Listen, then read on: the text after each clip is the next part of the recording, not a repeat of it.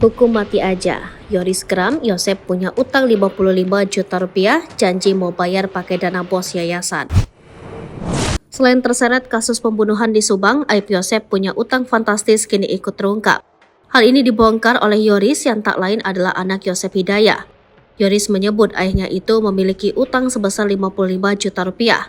Parahnya, Yosep berjanji akan membayar utang tersebut dengan dana bos dari Yayasan Bina Prestasi Nasional. Bak muak dengan kelakuan sang ayah, Yoris pun meminta agar Yosep dihukum mati saja.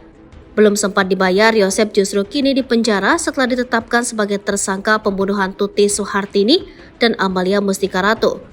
Utang Yosep ketahuan setelah ada orang yang menagih pada Yoris Raja Amarullah, anak Tuti. Orang tersebut mendatangi rumah dan bertemu istri Yoris. Nominal utang Yosep pun terbilang fantastis, sebesar 55 juta rupiah, terang Leni. Saya baca di perjanjian surat pernyataan hutangnya, kata Leni. Orang tersebut sengaja menagih utang Yosep pada Yoris, sebab saat ini bekerja sebagai kepala sekolah di Yayasan Bina Prestasi Nasional. Pasalnya Yosep menjanjikan membayar utang menggunakan dana bos. Alasannya menagih ke Yoris karena tersangka Y sudah dipenjara, akhirnya nagih ke Yoris. Karena Yoris memegang sekolah yang mencairkan uang di sekolah, karena Y janji bayar utang dengan dana bos. Dana bos bukan untuk bayar utang, itu buat operasional sekolah, jelas Leni menirukan ucapan Yoris.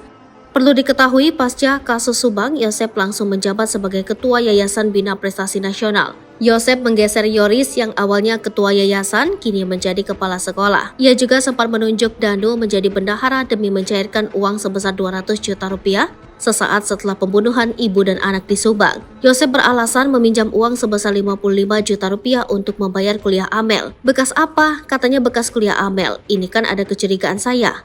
Lucunya itu buat kuliah Amel kan udah meninggal 2021, ini hutangnya 2023 Maret. Apa iya ini uangnya untuk kuliah orang yang meninggal, kata Leni. Penagih utang bahkan sampai melontarkan ancaman. Ia mengancam akan membongkar borok sekolah bila utang Yosep tak dilunasi. Yoris nggak takut. Silakan aja, saya punya pertanggungjawabannya, kata Leni Anggraini.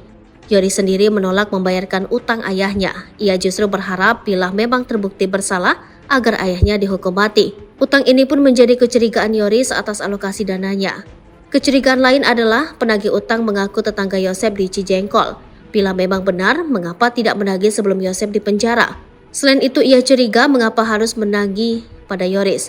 Sebab dalam surat perjanjian, utang ditandatangani atas nama Yosep, bukan Yoris dan yayasan. Download Tribun X sekarang, menghadirkan lokal menjadi Indonesia.